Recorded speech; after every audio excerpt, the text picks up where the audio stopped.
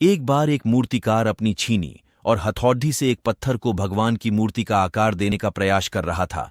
जैसे ही वह छीनी पर अपना हथौड़ा चलाता, वह पत्थर चिल्लाने लगता और कहने लगता कि ये क्या कर रहे हो, मुझे इतना मार क्यों रहे हो, मुझे बहुत दुख हो रहा है, तकलीफ हो रही है, मुझे अपने हाल पर रहने दो और यहां से चले जाओ।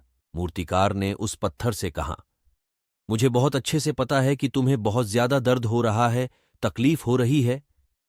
यदि आज तुमने इस दर्द को नहीं सहा, इस तकलीफ को नहीं सहा, तो जीवन भर तुम यही इसी प्रकार से रहोगे। लेकिन पत्थर ने उस मूर्तिकार की एक भी बात नहीं मानी। वह चिल्लाता रहा और अपनी बात पर जिद करता रहा।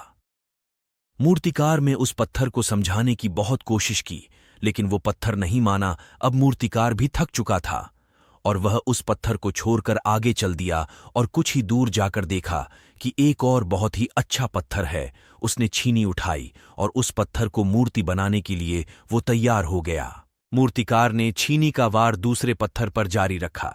दूसरे पत्थर को भी दर्द हुआ, तकलीफ उससे भी हुई, लेकिन उस पत्थर ने बर्दाश्त कर लिया और देखते ही देखते कुछ समय के बाद उस पत्थर ने भगवान की मूर्ति का रूप ले लिया।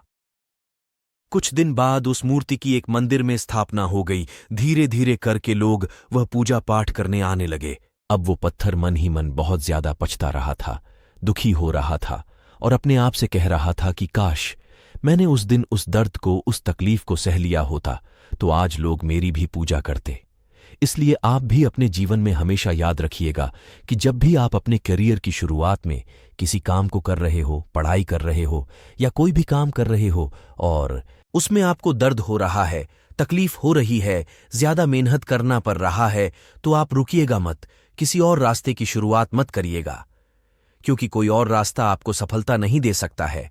आपको उस दर्द को, उस तकलीफ को सहना ही होगा और उस दर्द को, उस तकलीफ को सहकर आप ज्यादा मजबूत बनेंगे और तभी आप अपने जीवन में आगे जा पाएंगे।